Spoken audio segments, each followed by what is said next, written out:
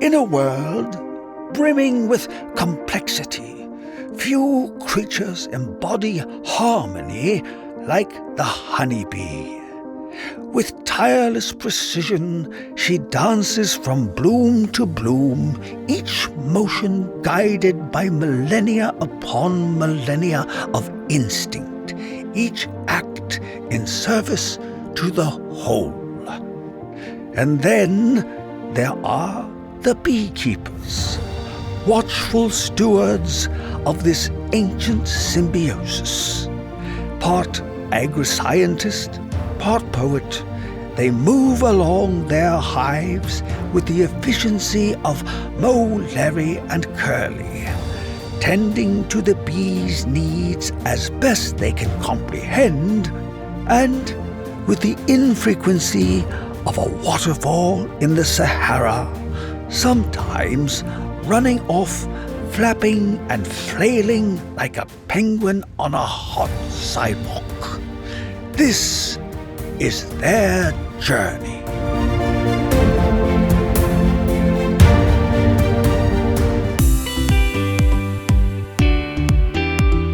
Welcome to Bee Love Beekeeping, presented by Man Lake.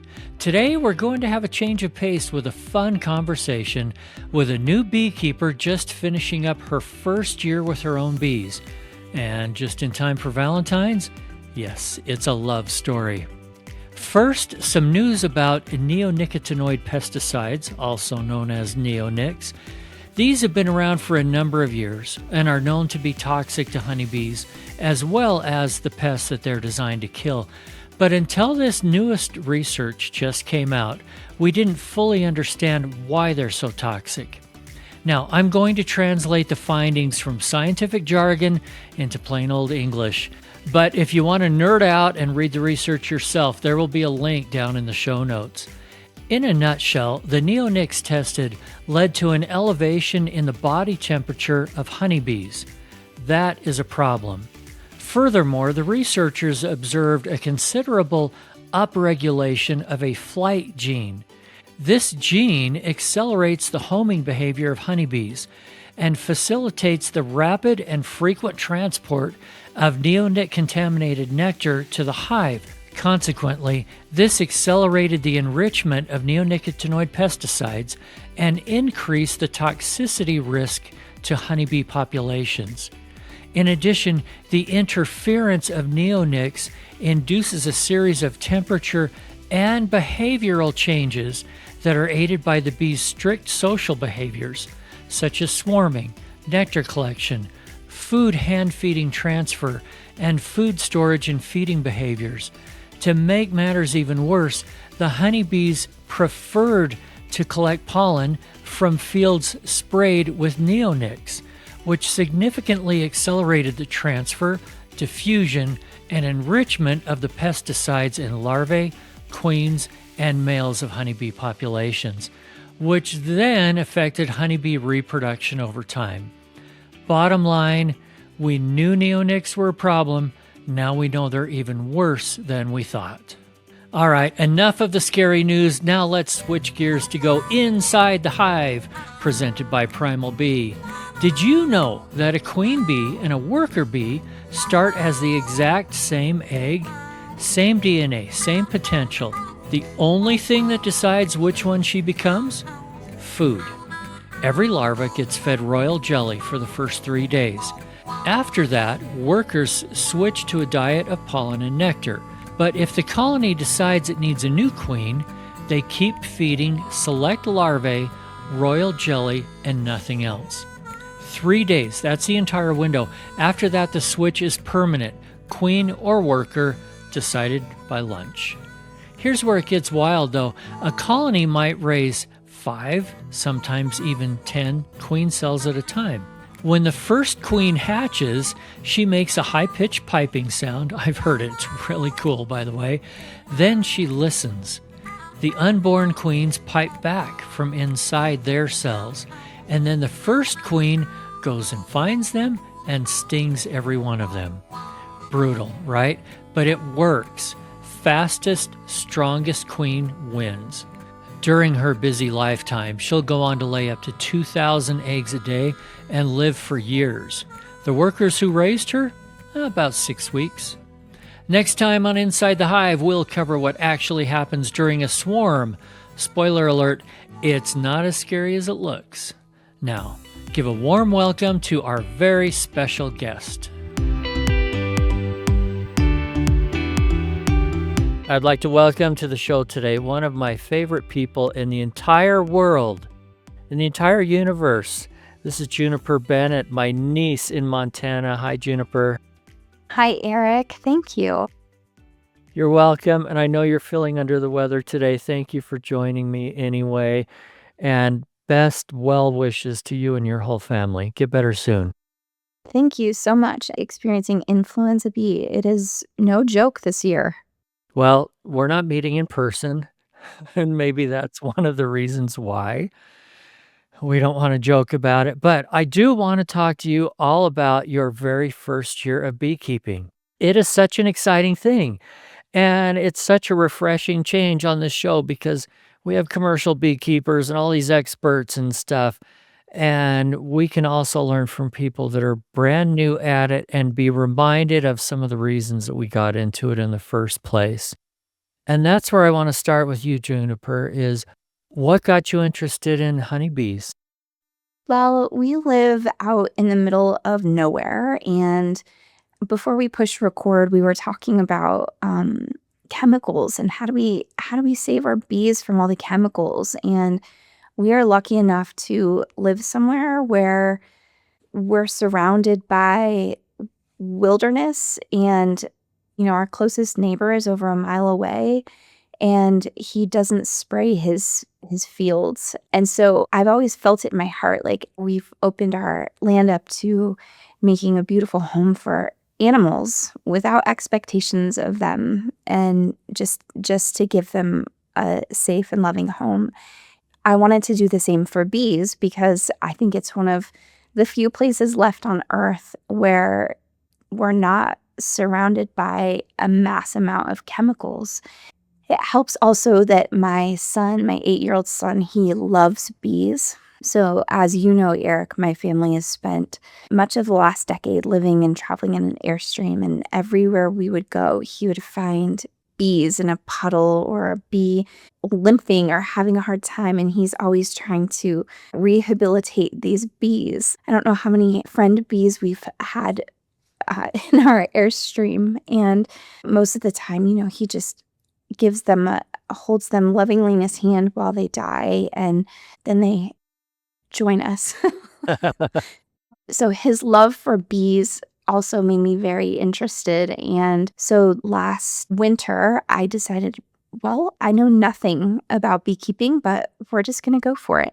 And I want to give people a little bit better picture of where you're at because you're in Montana, a little ways north of the north end of Yellowstone. Mm-hmm. And I'll let you fill in some of those blanks. You're on, I think, 10 acres, beautiful little stream running through it. It is so picturesque. And what kind of animals do you also have now? So we have a horse and 2 donkeys.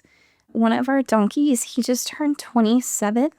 We had no idea that donkeys live so old, but apparently they can live into their 50s. So he's this middle-aged, sweetest thing. And gosh, what else? Oh, can I tell you about our chickens? I know you have chickens. You'll love this story.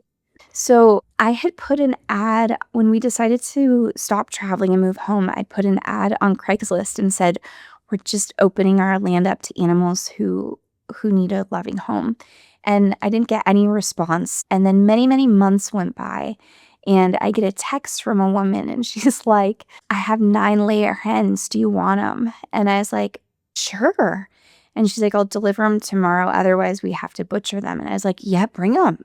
And so I'm Googling, like, what is a 9-layer hen? And she shows up, and they're 9 laying hens.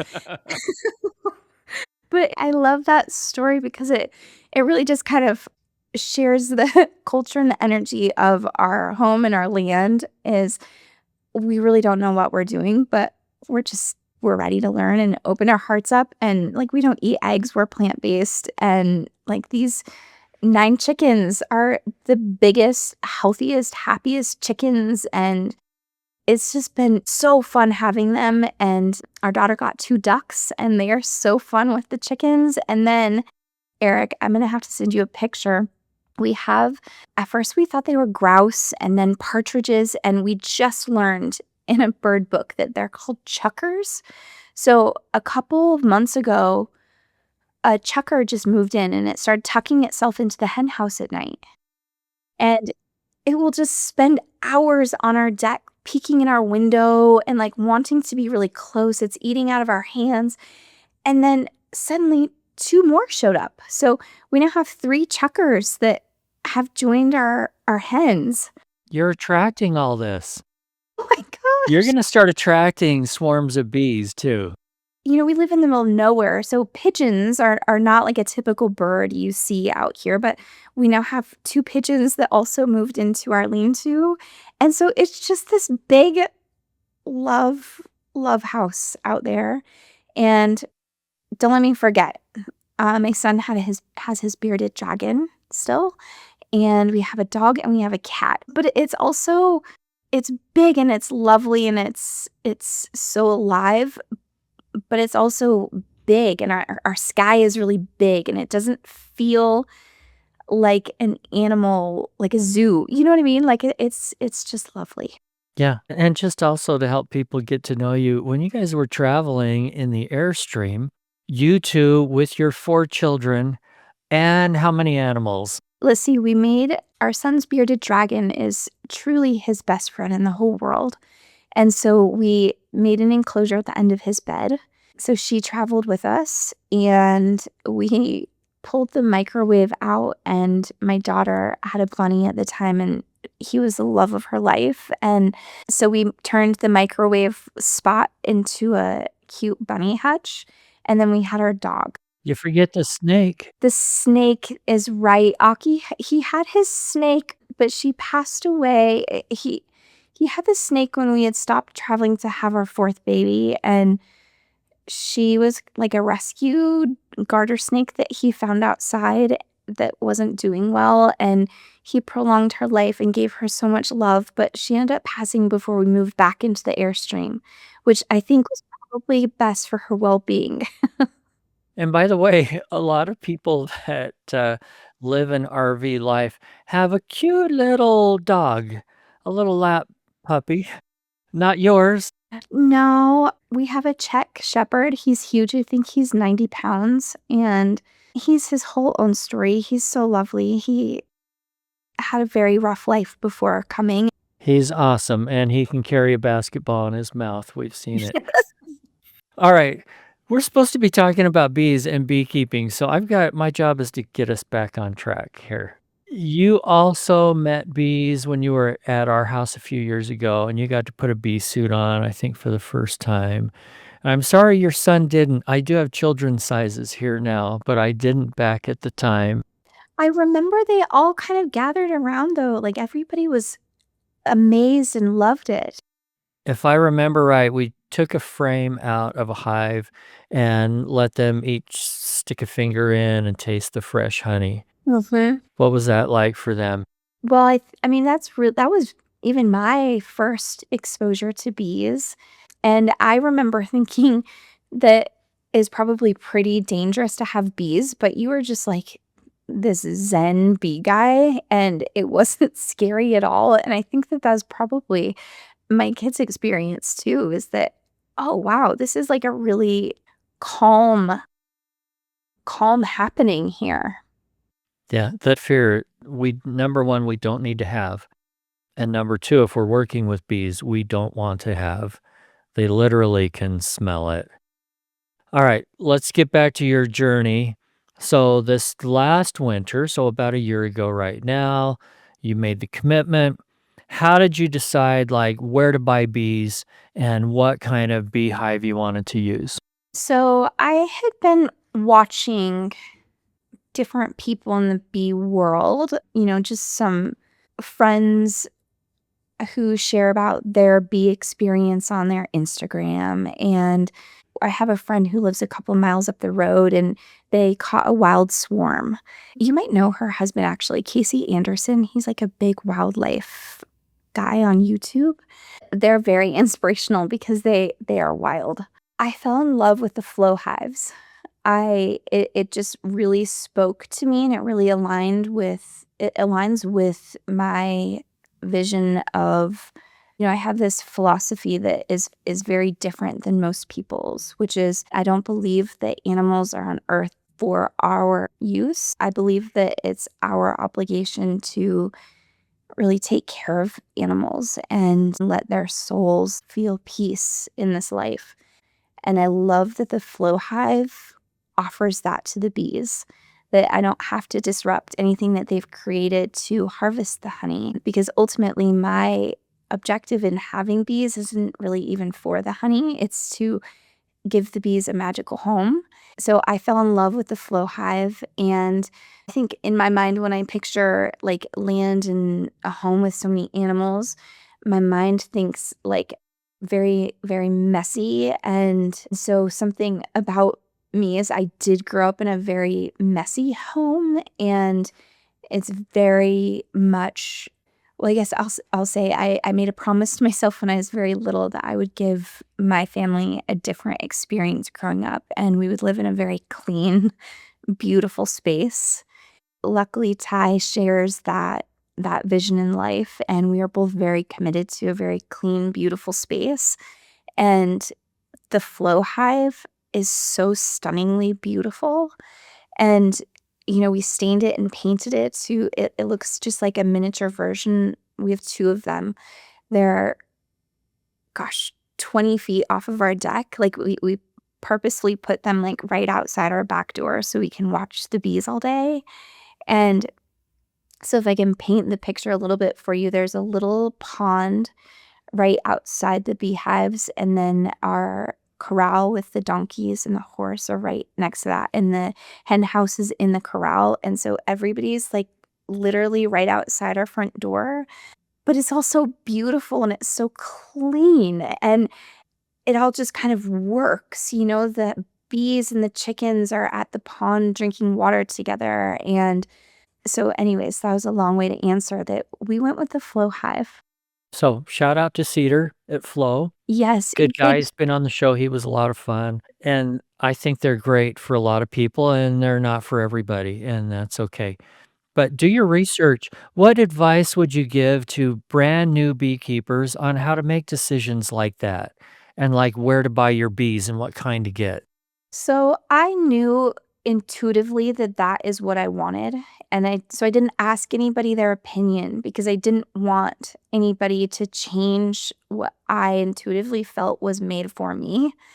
And so I purposefully didn't, like, there were many times where I was like in my mind thinking, I wonder what Eric thinks about this, but I'm not going to ask him because I don't want to influence how I feel about this. And so that would be my encouragement, is find what lights you up. Find like, if you see something that really resonates with you, trust that, and then be really proud of going that path. And I never even researched other beehives. I just knew that that one was exactly what I wanted.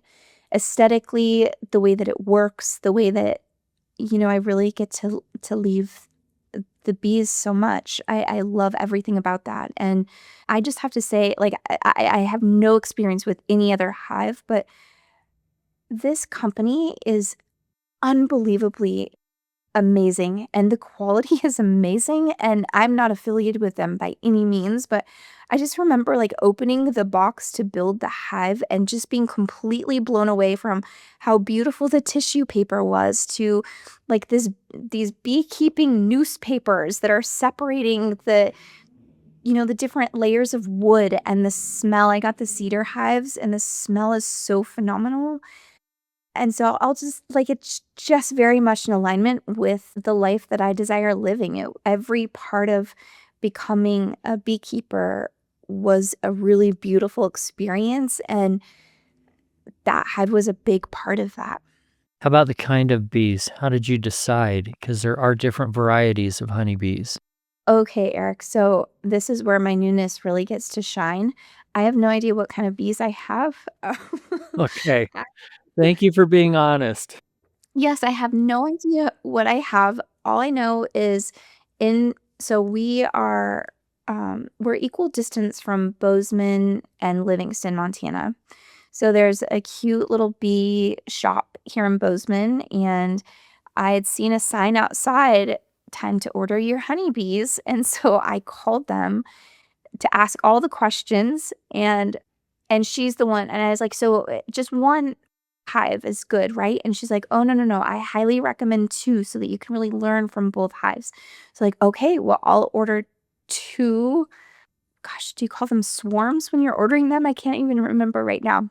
Well, packages or nukes, Yes. depending how you got them, and buying and starting with 2 is really good advice, by the way. I agree. When I was building my flow hives, there were times because I forgot to mention this, we homeschool. So, becoming beekeepers, I just kind of incorporated it into our school. And with the flow hive, they also have a course that I just kind of worked through with my kids so that we can all kind of learn it together. And some of my kids are more into it, and others kind of like watching from a distance. And both is so beautiful.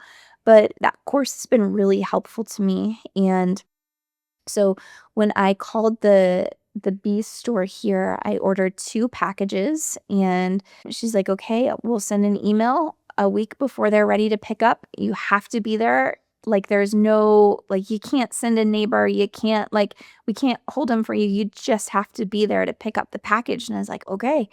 Are you planning on expanding your apiary this year? Or are you a beginner thinking about jumping into beekeeping for the very first time? Take it from someone who's purchased beekeeping equipment from many different suppliers.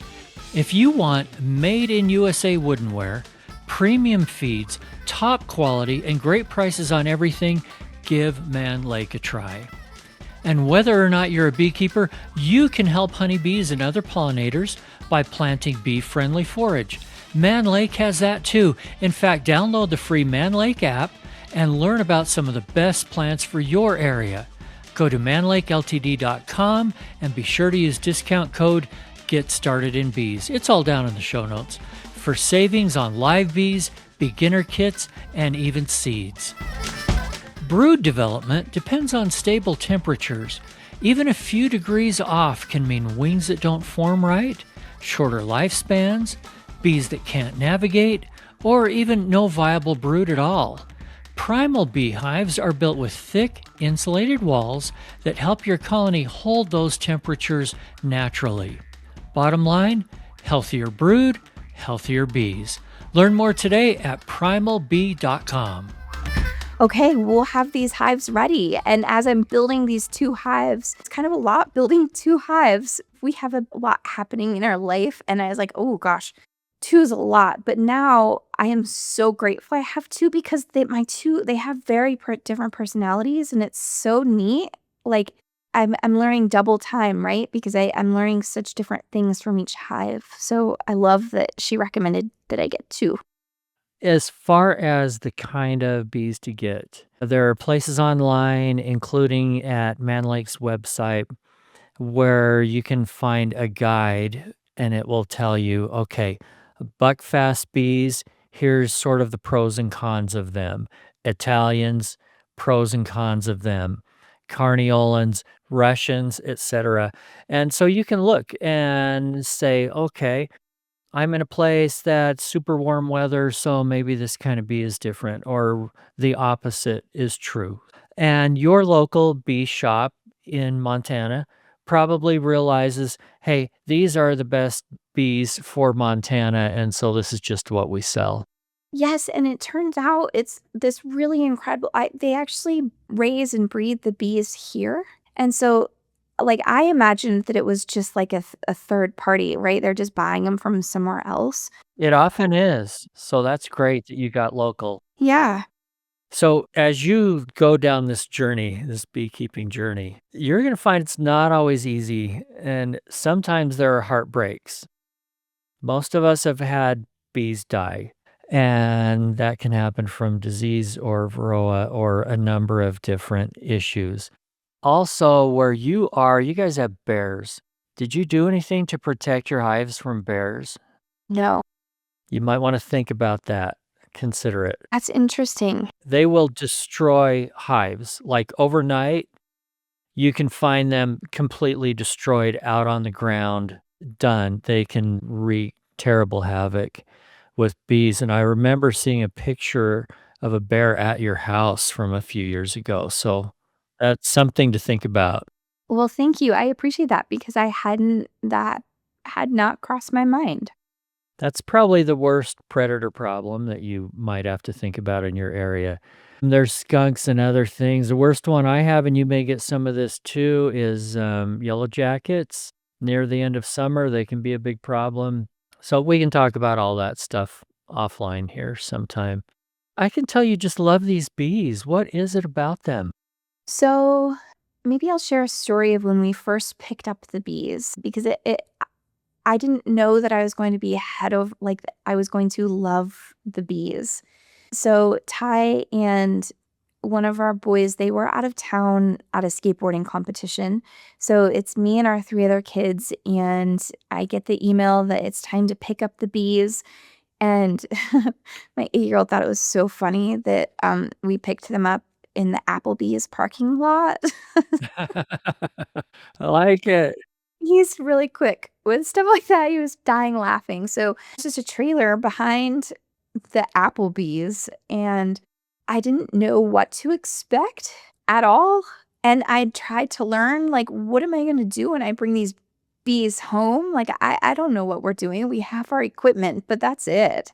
We pull up, and there's maybe 4 other cars there, and there's this man with this big trailer, and it's full of these boxes of bees. And I'm just standing there watching these other people collect their bees. And I'm standing there with my 3 kids. And he's like, "How many did you order?" I was like, "We got 2." And he's like, "All right, let's get them loaded up." And I was like, "Okay, I'm not really sure what you're giving. Like, can you tell me what this is?" And he's like pulling this like candy plug from his pocket. And I'm like, I don't even know what to do with that. And it turns out he owns the bee shop in town with his wife. And he just was so nice. He took like a half an hour to just kind of show us how you like tap them to the bottom. And as he's teaching me, he puts the box of beans in the back of the truck. And look over, and my 8-year-old, he's just climbed up into the back of the truck, and he's sitting with his hip touching this box of bees. And of course, there's bees that have gotten out, and he just has his hand up to the box, and he's so calm and so happy. And when you're around that, and like as a mom, and just knowing that really any animal feels our energy, like I'm not gonna be the one to panic here and instill fear in him. And like my youngest is sitting there watching him, but of course there's like this, "Oh, okay. All right. This is okay." And he starts singing to these bees, and they stop swarming the box, and they're just on his bare arm, and he's singing to these bees. And then my youngest climbs up in the back of the truck, and to him, this is what you do with bees. This is all he's ever seen is his big brother singing to bees. So then now I have these 2 little boys singing to bees, and my 8-year-old, he's laid back, and he's just so comfortable, and he's singing to these bees, and he's so happy to be with these bees. No fear in him whatsoever. They have yet to be stung. Nobody has been stung by these bees yet. They're the calmest hives, and we're pulling away, and he says, "Mom, our family just grew by 40,000 bees." And I was like, "Oh my gosh, you're right. Our family just grew so much." And it's just like this calm, beautiful presence. So setting up our boxes, I mean, he's really guiding, he's like, "Mom, remember to do this part." He's just like so into these bees. And so I don't even know if I don't even know if beekeeping is my thing, or if I'm just like holding the space for him to run with this. I'm not really sure, but it's just so beautiful, and so I don't have, like, any knowledge yet, really. It's just the experience of being their presence and having the gift to be able to offer them a really loving home. So beautiful. Wow. And a good tip for people that are going and picking up their first package or nuke of bees is sometimes they'll pull up to the place to get them and then realize, oh, wait, where do I put them? In the back seat of the car? And that can make some people very, very nervous. Well, we were in awe. There's this cute older couple, and they're just putting him in the back seat of their Subaru, and, Yeah. like yeah. Yeah. And that's what you do. That's what most people do is just stick them on the floor in the back seat. It's fine. And a couple may get out, not very many, but yeah, it's all good. But to your point of losing bees, I shared this with you when we were talking a couple weeks ago. I'll be very honest, this winter in Montana is quite a breath of fresh air. I mean, I know that it's not wonderful for the earth, but it's so sustainable and manageable. Like, we haven't had the negative temperatures, but it's been astronomically warm, and I feel so scared for my bees. They're so busy. Have you been feeding them? Yes, after we talked, I did some research and I did put some food out there for them, and they're gonna be okay. But they're flying like it's summer. It's wild. That's crazy how warm it is. Yeah. And it sounds like your bees are pretty adapted to the kind of weather that you have there, but still, you're not going to see bees flying at 30 degrees. They're not capable of it. I've seen them try, and they'll get about 3 feet and then just nosedive into the snow, and that can be kind of sad too. Yes. So, okay. So you're learning about food. How about the big V word, Varroa? What's your knowledge of Varroa, and did you do any testing in the fall? No, my knowledge is low, and I'm sure that experienced beekeepers listening are going to say, well, being naive is dangerous, but that's where I am. And I kind of also took this approach with the bees. I mean, it's kind of my philosophy. I mean, it was with birthing my children and being a mother and having our animals is I want to give space for life to happen as it's supposed to happen while also, of course, doing what we can to love and protect. But I kind of took the approach this year of, I did a couple of hive checks, but I was very hands off and very much I wanna let the bees do the bees thing. What has surprised you the most? Definitely that we run around barefoot and play outside all day, every day, and no one has been stung. We have bees that just seem, like, curious of what we're doing. They'll come and watch in the same exact doors as these new birds that have joined our hens. They'll just sit outside that door and just, like, watch in, and that is just amazing to me. When you sit and you watch, you see, like, they are so focused on doing their jobs, and then to see just some of them come and sit at the door and just watch the happenings of life feels magic. All right. Last thing, Juniper. Yeah. What advice from your first year of beekeeping? What advice do you have? I'm going to ask for two pieces of advice. One for people that are brand new and don't have their bees yet, and the other for seasoned beekeepers that may be helping mentor or guide some beginners. Hmm. I would say for new beekeepers, it's very similar to gardening. We built this new beautiful garden this summer, and I had these expectations that it would by the end of summer it'd be this big, lush, beautiful, weed-free garden. And it was this huge wake up of, okay, this is actually like a timely endeavor here. It's not going to happen overnight. I think beekeeping is the same, and that it's not about harvesting the honey or whatever your goal and having the bees. It's not about that goal. It's about the process of becoming with your garden or becoming with your bees and what you're learning throughout that journey. For seasoned beekeepers, helping new people like myself, probably, Eric, if you lived here, I would have probably asked you to come and pick up the bees with me and help me move the bees into their hive and come and do the first several checks with me. And that would have been amazing.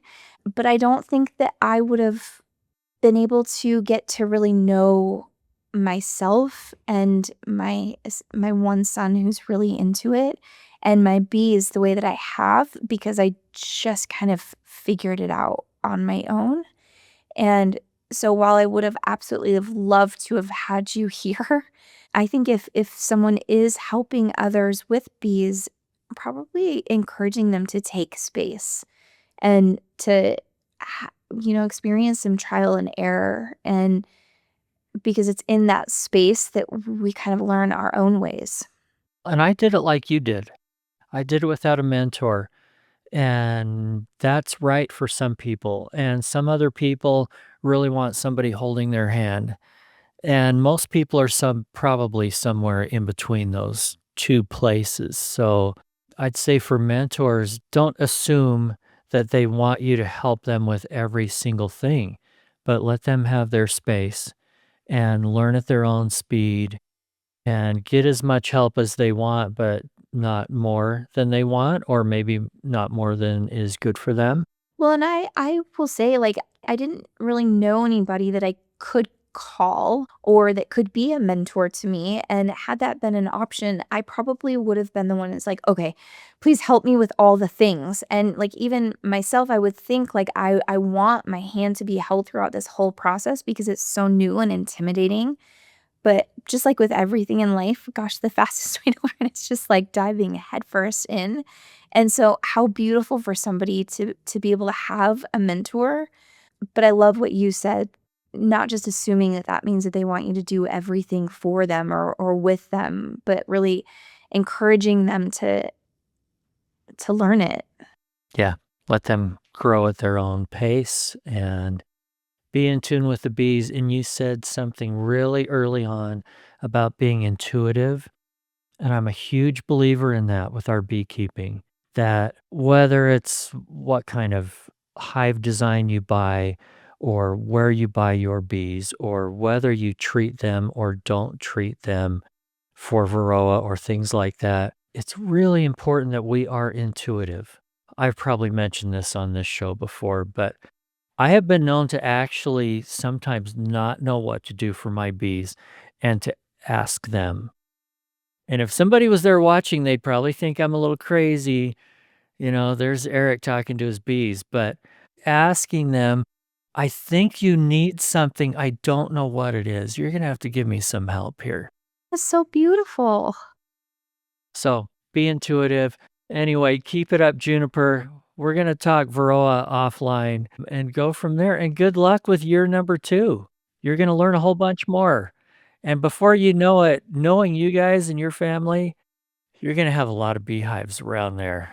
So just plan on that. I'll let Ty know. Okay, yeah, you let Ty know. All right, thanks, Juniper. Thanks again for joining us on Bee Love Beekeeping, presented by our great friends over at Man Lake. Hey, and don't forget to order your bees. And a shout out to Vita Bee Health for their support. Vita's Varroa control range of products includes Apistan, Apiguard, and now Varoxan, extended release oxalic acid strips. Thank you so much, guys. If you haven't yet, please subscribe and follow the show. Tell your friends about it and click on over to beelovebeekeeping.com to sign up for our free newsletter. If you have a guest suggestion or topic that you'd like discussed on the show, shoot me an email, eric@beelovebeekeeping.com. And remember, if you're not just in it for the honey or the money, you're in it for the love. See you next week.